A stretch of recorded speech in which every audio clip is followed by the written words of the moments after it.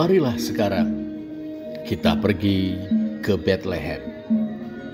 Lukas 2 ayat 15.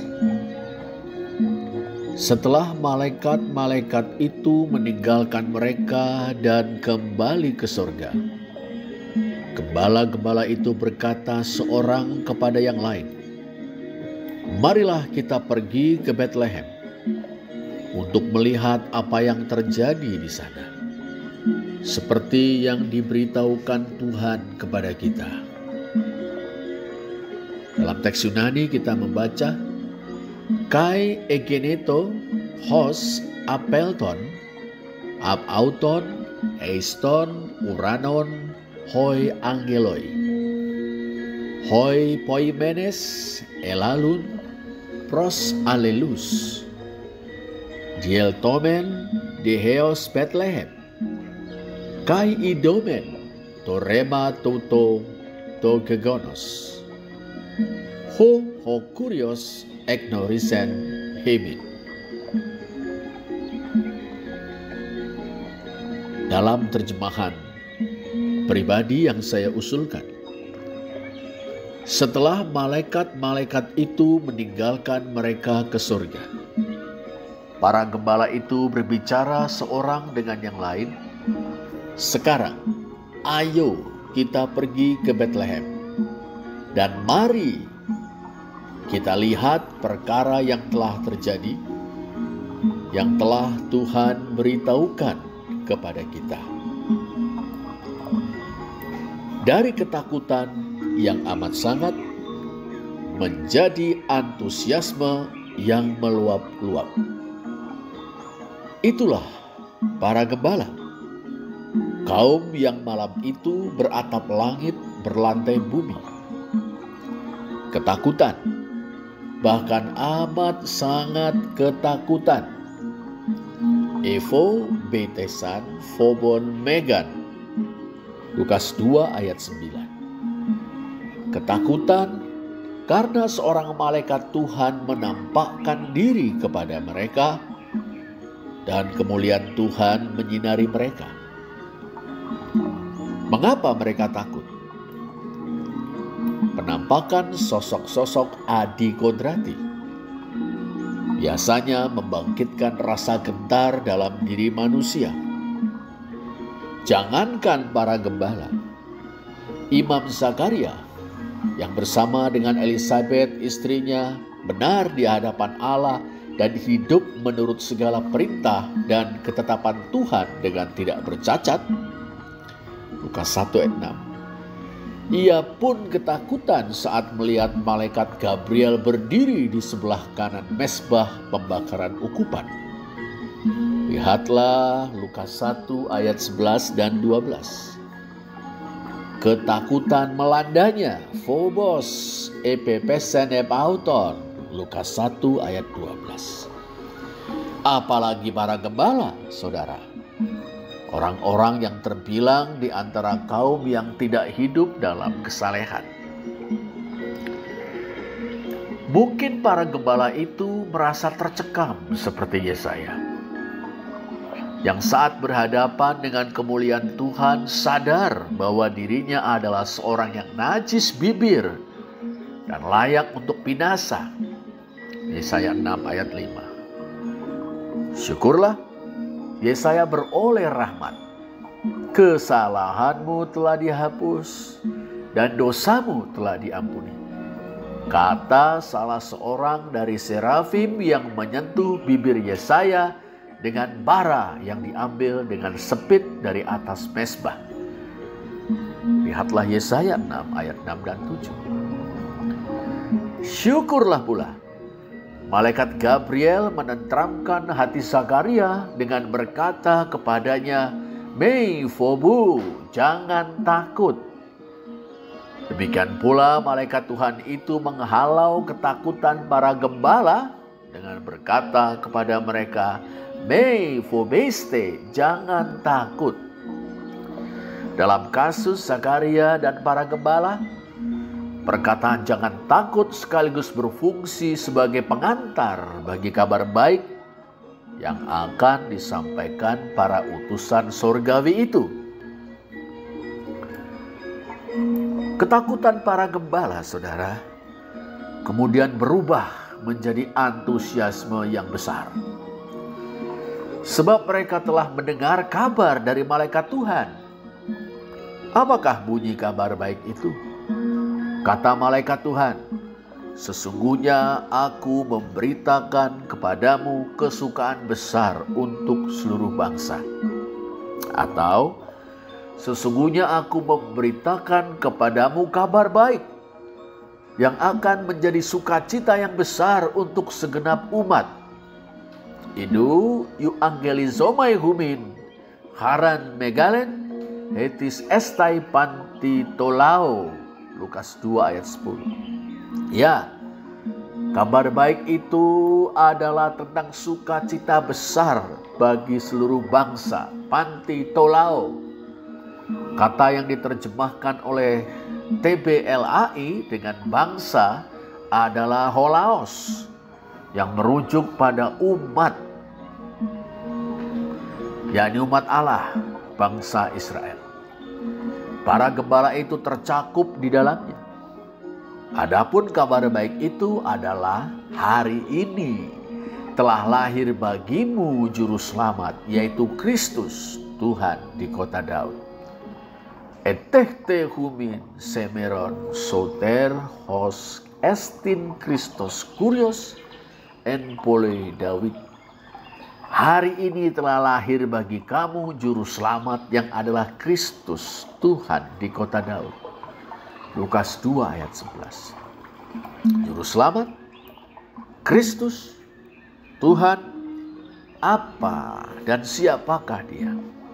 Pertama, Kristus atau Kristos, Mesias, adalah sebuah jabatan.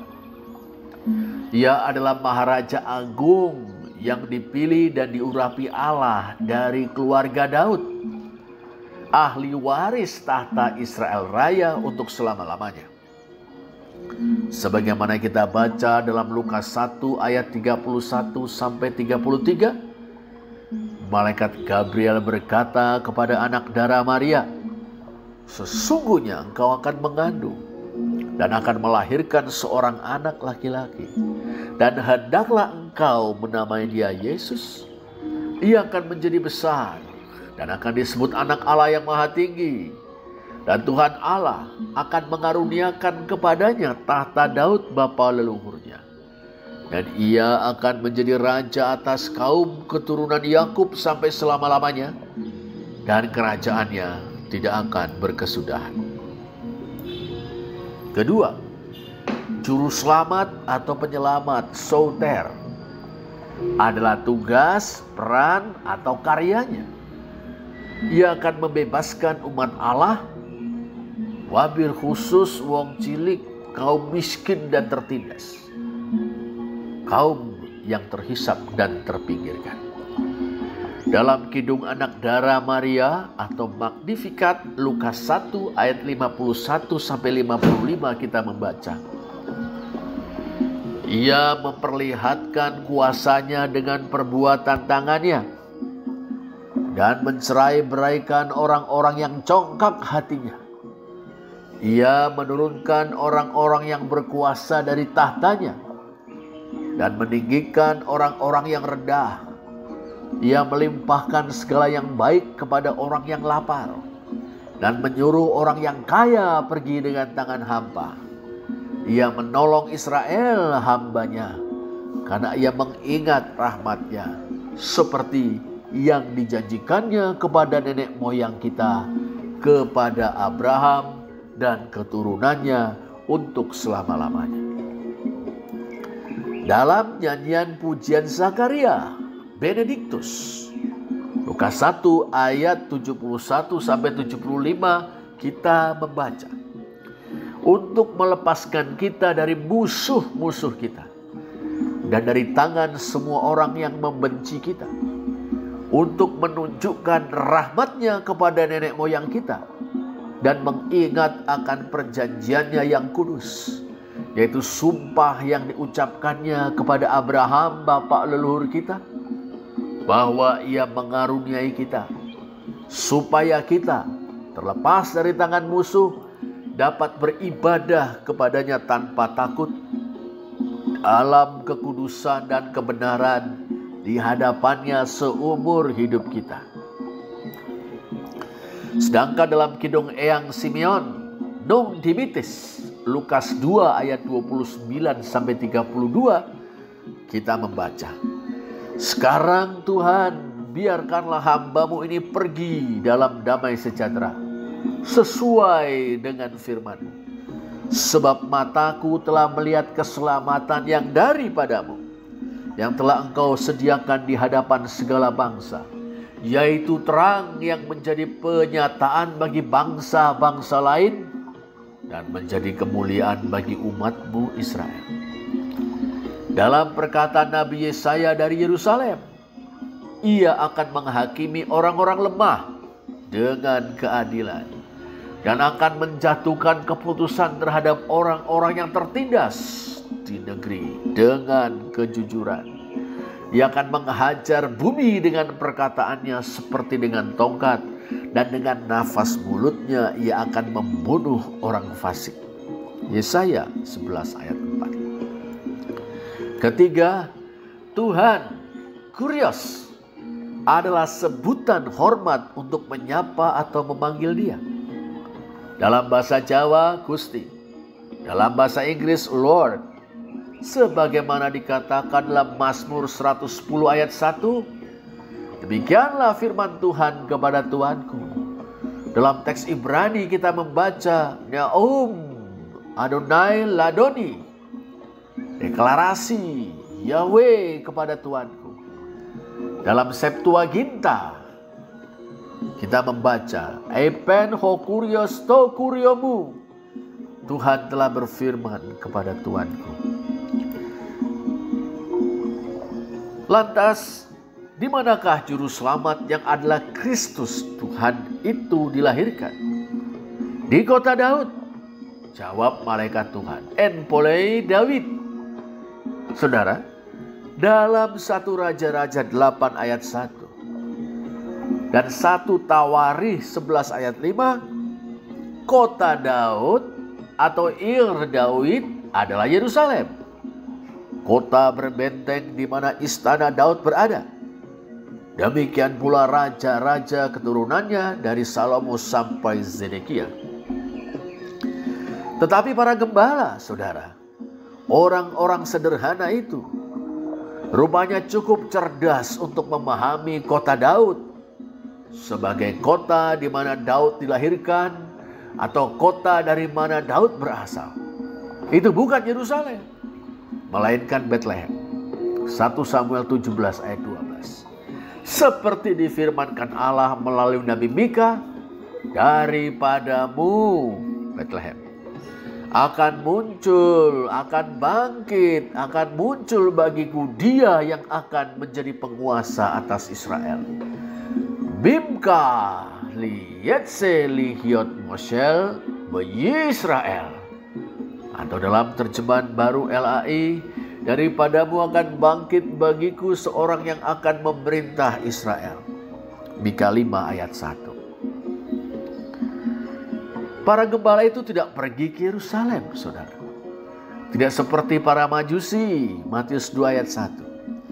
Melainkan ke Bethlehem, suatu indikasi bahwa wong cilik memiliki kepekaan untuk membaca pesan Tuhan yang telah memilih untuk mendahulukan kaum miskin dan tertindas.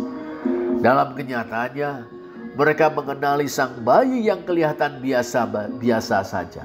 Itu yakni bayi Yesus sebagai juru selamat, yaitu Kristus Tuhan. "Inilah tandanya," kata malaikat Tuhan.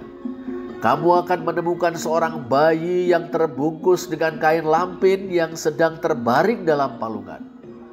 Kaituto humin to semeion, yuresete brevos esparganomenon, kai menon en fatne." Tanda yang sangat sederhana. Betapa tidak? Bayi juru selamat berbeda. Bayi juru selamat tidak berbeda dengan bayi-bayi pada umumnya, yang terbungkus dengan kain lampin, esparganomenon,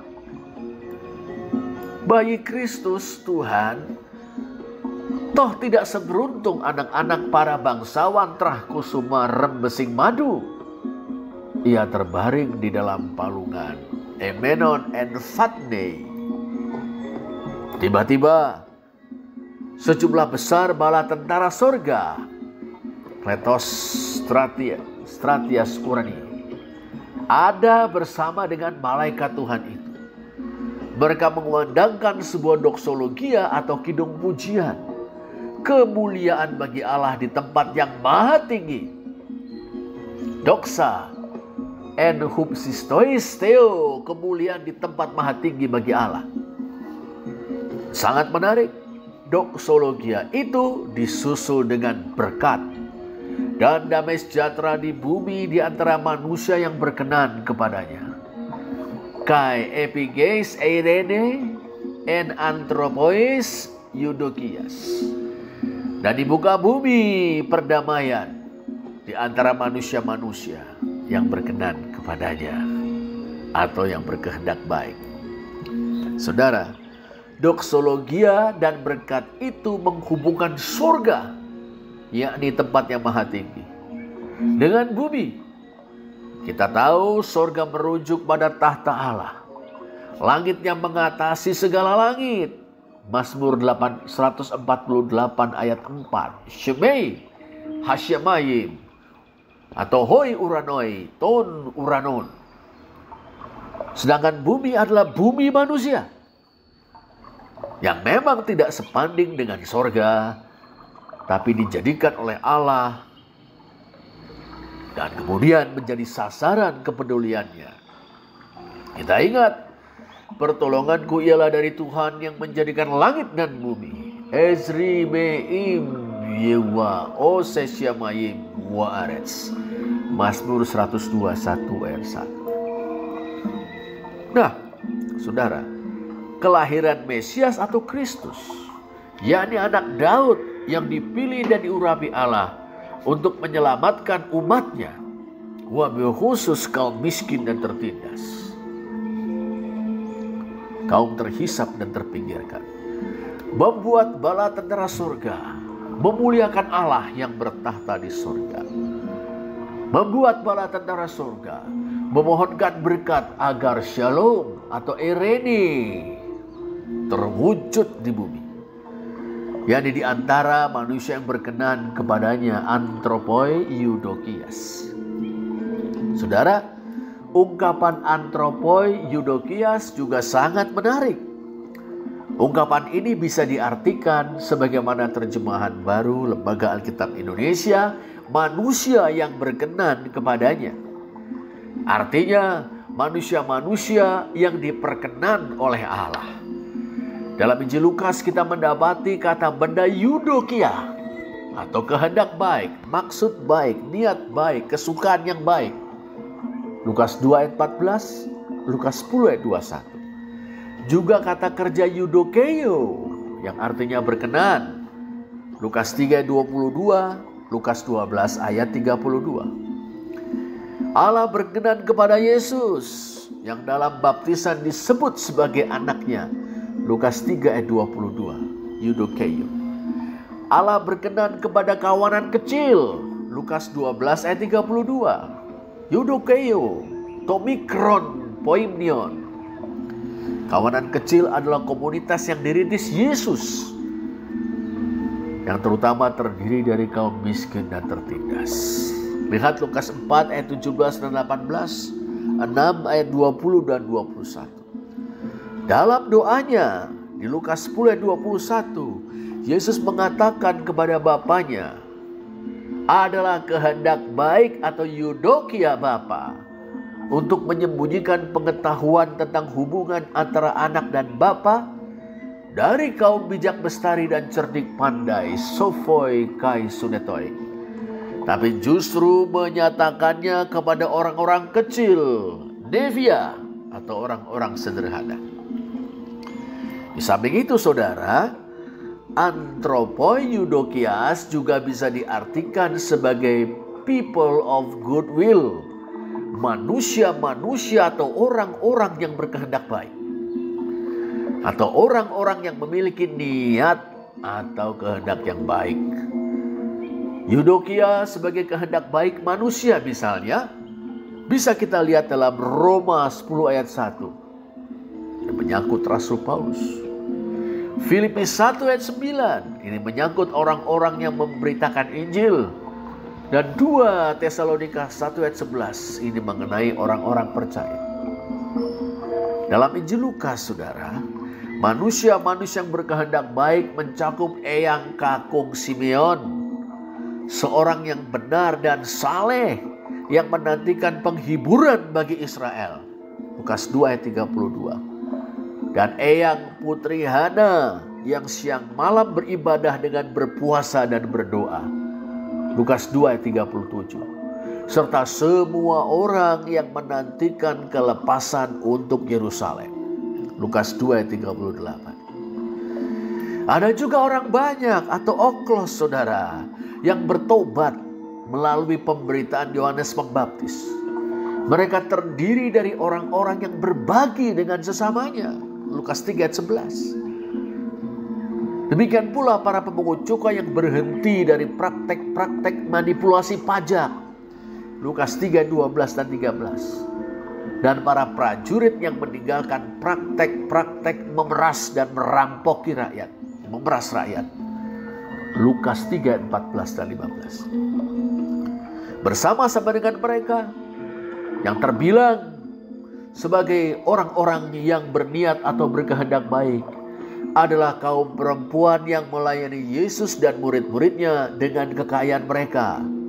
Lukas 8 ayat 1 sampai 3. Juga Zakheus yang melayani orang miskin setelah pertobatannya dengan setengah dari kekayaannya dan mengembalikan sebanyak 4 kali lipat kepada orang-orang yang pernah diperasnya. Lukas 19 ayat 8. Ingat pula gadis miskin, anak darah Maria, yang meski gentar, toh tetap bersedia menjadi ibu sang juru selamat. Lukas 1 ayat 38. Jangan lupakan Yusuf tunangan Maria.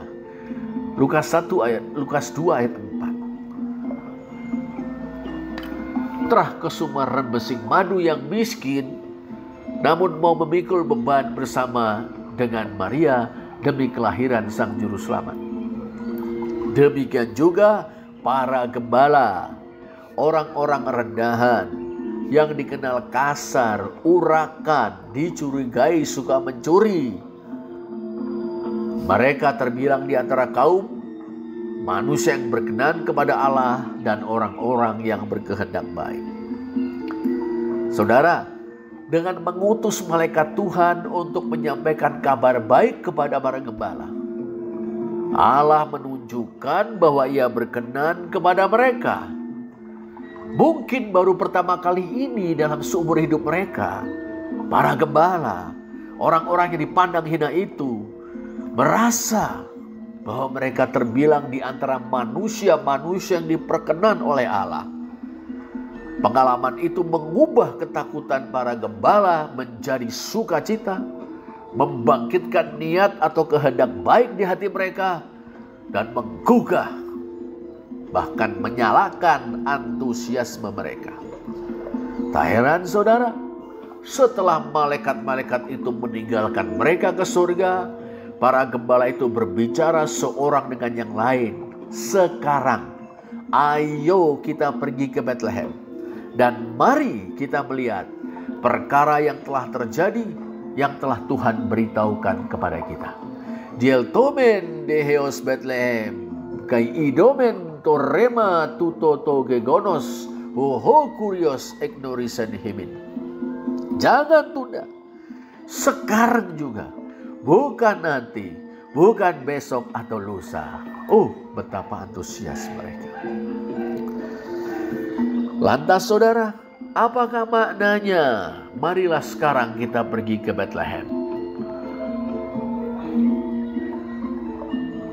Itulah tanggapan yang benar, tanggapan yang seharusnya terhadap kabar baik.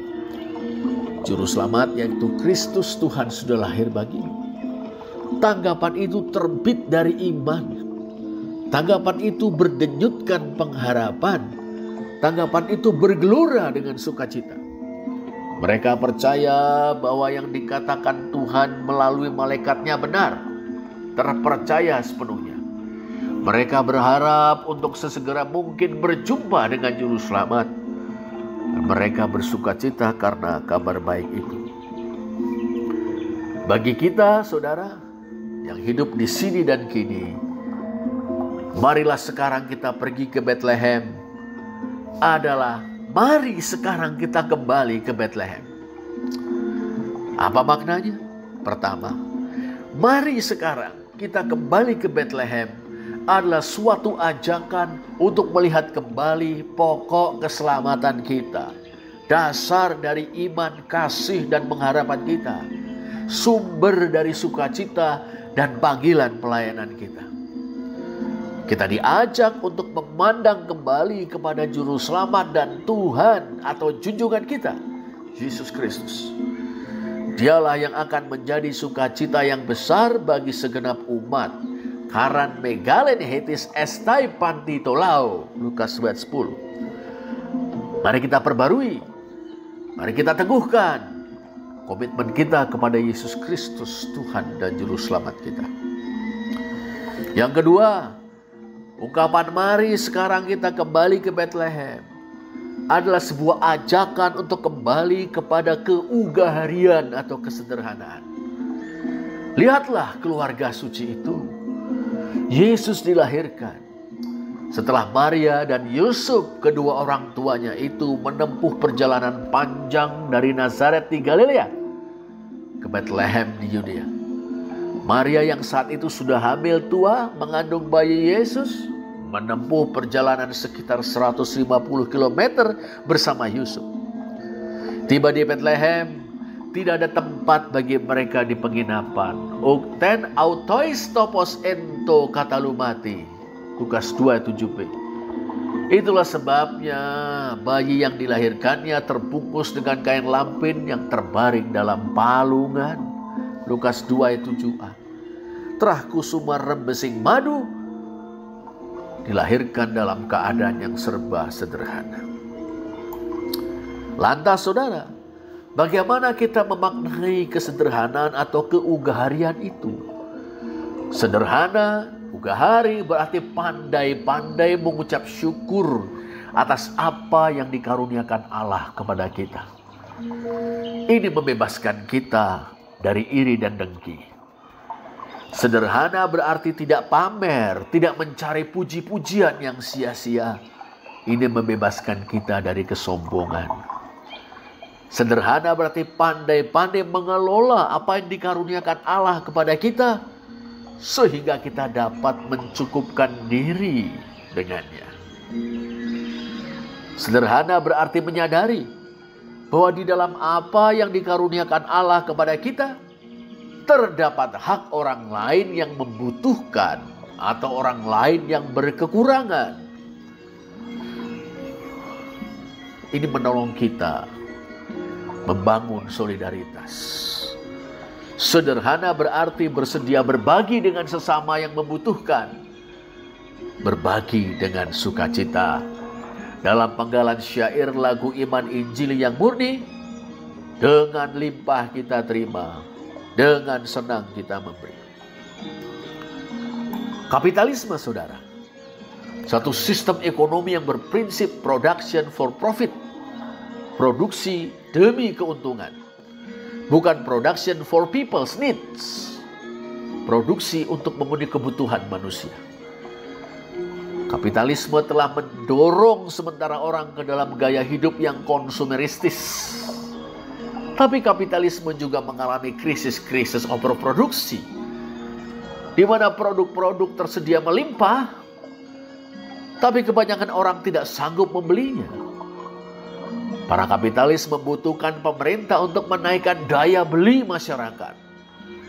Maka pemerintah membantu para kapitalis, misalnya dengan menciptakan proyek-proyek yang menyerap banyak tenaga kerja. Pemerintah juga bisa memproteksi para kapitalis dalam negeri dari persaingan para kapitalis internasional. Sebagaimana dikatakan oleh Karl Marx dan Friedrich Engels 176 tahun yang lalu, lembaga eksekutif negara modern tidak lain adalah komite untuk mengelola masalah bersama seluruh burjuasi. Tetapi di suatu negeri yang gemah ripaloh jinawi, tapi tidak kunjung toto tentrem kerto raharjo, pemerintahnya korup, dan pemerintah yang korup itu justru memperberat beban rakyat dengan menaikkan pajak. Dalam konteks ini, saudara, keugaharian merupakan suatu spiritualitas yang amat sangat relevan. Bersyukur, tidak pamer, cakap mengelola, mencukupkan diri, solider dengan yang berkekurangan, dan senang berbagi. Ini akan sangat berarti di sebuah negeri yang sistem ekonomi politik eksploitatifnya dikawal oleh suatu negara yang korup dari hulu ke hilir. Ketiga, ungkapan "mari sekarang kita ke Bethlehem" adalah sebuah ajakan untuk berbela rasa dengan mereka yang terpinggirkan. Allah sendiri, saudara, telah mencontohkan sikap ini kepada kita. Pada masa itu, para gembala adalah orang-orang yang dipandang rendah dalam masyarakat. Lusuh, kasar, bermulut kotor, dicurigai sebagai pencuri kecil-kecilan, pembohong. Mereka tidak dipercaya untuk memberi kesaksian di pengadilan. Tetapi kabar baik tentang kelahiran Juru Selamat pertama kali justru disampaikan malaikat Tuhan kepada mereka. Tersirat namun jelas bahwa mereka terbilang di antara orang-orang yang diperkenan Allah, yang kemudian menjadi orang-orang yang berkehendak baik. Oh, kemuliaan bagi Allah di tempat tertinggi, tidak lepas dari damai di bumi di antara orang-orang yang diperkenan Allah dan berkehendak baik, termasuk para gembala. Dan bukankah setelah berjumpa dengan Juru Selamat yang telah dilahirkan, yakni seorang bayi yang terbungkus dengan kain lampin yang sedang terbaring dalam palungan, mereka kembali dengan memuji dan memuliakan Allah. Hupes trepsan doxasontes kai ainu untes tonteon. Lukas 2 ayat 10. Saudara, di sini dan kini kita diajak untuk berbela rasa, bersolidaritas dengan orang-orang yang terpinggirkan. Kita diutus untuk menyampaikan kabar baik tentang Juru Selamat kepada mereka. Kita lakukan ini dengan aksi dan proklamasi. Dengan aksi berarti melakukan pelayanan kasih, melakukan pelayanan kemanusiaan, melakukan pelayanan demi keadilan. Dengan proklamasi, kita menceritakan kisah Yesus, manifestasi kasih Allah yang menyelamatkan, membebaskan, dan mentransformasikan manusia berdosa.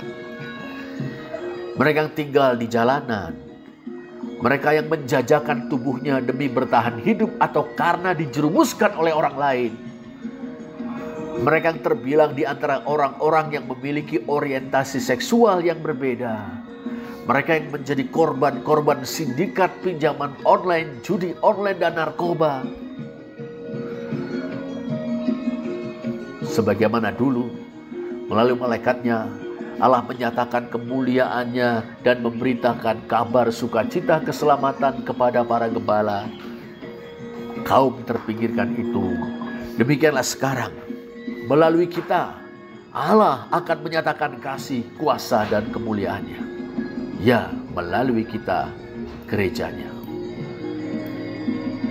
Yang keempat, saudara, mari sekarang kita kembali ke Bethlehem. Adalah sebuah ajakan untuk mempercayai kedaulatan Allah. Dalam Lukas 2 ayat 1 dan 2 kita membaca tentang Kaisar Agustus dan Quirinius. Octavianus Agustus yang hidup dalam kurun waktu 63 sebelum Masehi sampai 14 Masehi, adalah penguasa tertinggi Romawi. Yang pertama, sejak negara itu berubah dari republik menjadi monarki. Quirinius yang hidup dalam kurun waktu 51 sebelum Masehi sampai 21 Masehi adalah orang kepercayaan Agustus yang diangkatnya untuk menjadi gubernur Syria. Herodes Agung yang hidup dalam kurun waktu 72 sampai 4 sebelum Masehi memerintah Yudea di bawah kekuasaan Romawi. Senat Romawi memberinya gelar Raja Yudea. Sebagai raja bawahan atau vasal, dia wajib mendukung kepentingan negara Romawi. Ya, Yudea ada di bawah kekuasaan negara Romawi. Agustus bertahta di Roma. Quirinius berkantor di Damsyik atau Damaskus. Dan Herodes memerintah di Yerusalem. Bethlehem, kota Daud, adalah kota kecil bila dibandingkan dengan Roma, Damsyik atau Damaskus dan Yerusalem. Tapi Yesus Juru Selamat, Tuhan dan Kristus itu lahir di bawah bayang-bayang kuasa-kuasa dunia. Tapi menarik saudara, betapapun besar kekuatan kuasa-kuasa dunia, panggung sejarah dikuasai oleh Allah. Allah lah yang mengendalikan dan mengarahkan perjalanan sejarah umat manusia. Allah bekerja di dalam, melalui dan melampaui kuasa-kuasa dunia. Allah memberi tempat kepada kuasa-kuasa dunia di atas panggung sejarah dan memakai mereka untuk menggenapi rencana agungnya. Perintah Kaisar Agustus yang menyuruh mendaftarkan semua orang di seluruh dunia, Lukas 1, adalah sarana yang digunakan Allah untuk menggenapi nubuatan Nabi Mika bahwa Sang Mesias akan dilahirkan di Bethlehem. Mika 5 ayat 1 dan 2. Oh, Allah Maha Berdaulat. Sebagaimana dikatakan pemazmur, Allah kita di surga, Ia melakukan apa yang dikehendakinya. Mazmur 115 ayat 3. Kuasa-kuasa dunia ada di bawah kendalinya. Yang Maha Tinggi berkuasa atas kerajaan manusia. Demikian diproklamirkan dalam Daniel 4 ayat 17, ayat 25 dan 32. Bahkan segala sesuatu ada di bawah kendalinya. Segala sesuatu adalah dari Dia, oleh Dia, dan kepada Dia. Bagi Dialah kemuliaan sampai selama-lamanya. Roma 11 ayat 36. Saudara, mengimani kedaulatan Allah, kita dapat menanggapi keberadaan atau eksistensi kuasa-kuasa dunia, termasuk negara kita. Dalam kedaulatannya, Allah memberi tempat kepada kuasa-kuasa termasuk negara, dalam rangka karya penyelenggaraan ilahi atau providensia divinanya. Dalam artian ini, negara adalah sebagaimana dikatakan dalam Roma 13 ayat 4, pelayan Allah, diakonos theou. Adapun tugas negara adalah menegakkan keadilan. Roma 13 ayat 4 menyebutnya membalaskan murka Allah kepada para pelaku kejahatan. Roma 13 ayat 3 menyebutnya memberikan penghargaan kepada orang-orang yang mengerjakan kebaikan. Itu berarti penegakan hukum yang melayani keadilan. Itu juga berarti melindungi hak-hak asasi manusia. Negara juga bertugas untuk menciptakan kondisi-kondisi bagi terwujudnya keadilan sosial bagi seluruh rakyat. Dengan jalan itu, negara menjadi alat atau pelayan providensia divina penyelenggaraan ilahi untuk mencegah umat manusia atau masyarakat terperosok ke dalam kekacau balauan. Saudara, Rasul Paulus dan Rasul Petrus memerintahkan orang percaya untuk tunduk hupotasso kepada negara. Roma 13 ayat 1, 1 Petrus 2 ayat 13. Kedua rasul ini tidak memerintahkan kita untuk takut atau fobein kepada negara, atau menaatinya tanpa syarat, hupakoin. Kita hanya boleh takut kepada Allah. Kita hanya taat tanpa syarat kepada Allah. Tunduk berarti mengakui dan menghormati posisi negara dalam providensia divina. Dan bersedia dengan ikhlas, dengan gembira, membantu negara agar negara melaksanakan tugas sebaik-baiknya. Itulah sebabnya kita mendoakan negara. Itulah sebabnya kita menjadi warga negara yang baik dengan hidup berintegritas. Itulah sebabnya kita mengindahkan hukum-hukum negara dan norma-norma masyarakat. Dalam artian ini, kita menaati negara secara bersyarat. Tetapi kita akan bersikap kritis terhadap negara, saudara. Bahkan menolak untuk taat. Apabila negara menyalahgunakan wewenangnya dan tidak melaksanakan tugas yang diamanatkan Allah kepadanya, yakni penegakan hukum yang melayani keadilan, melindungi hak-hak asasi manusia, dan menciptakan kondisi-kondisi bagi terwujudnya keadilan sosial bagi seluruh rakyat. Apalagi bila negara menuntut penyembahan dari rakyatnya. Dan jangan lupa bahwa penolakan untuk taat atau sikap kritis terhadap negara adalah bagian dari sikap tunduk atau hupotasso kepada negara. Dalam pada itu, saudara, kritik dan perlawanan kita kita lakukan bukan dengan kekerasan, bukan dengan mengangkat senjata ataupun melakukan terorisme individual. Tidak. Kita boleh memberi masukan berupa kritik dan saran kepada para penyelenggara negara. Bahkan kita boleh turut serta dalam demonstrasi, bahkan civil disobedience, untuk memprotes atau menolak kebijakan-kebijakan yang menyimpang dari tugas-tugas negara. Kita melakukannya dengan semangat, mengatakan kebenaran di dalam kasih. Ale theo ontes en agape. Efesus 4 ayat 15. Partisipasi kita juga bertujuan untuk ikut menjaga agar demonstrasi dan civil disobedience tidak berubah menjadi anarkis. Dalam semuanya itu, berhasil atau gagalnya upaya kita dalam rangka mengkritisi, mengingatkan negara, kita tidak membusungkan dada. Dan sebaliknya kita juga tidak menjadi putus asa. Sebab kita percaya bahwa Allah sedang berdaulat atas kuasa-kuasa dunia, termasuk negara kita. Dan Ia sedang bekerja mewujudkan rencananya.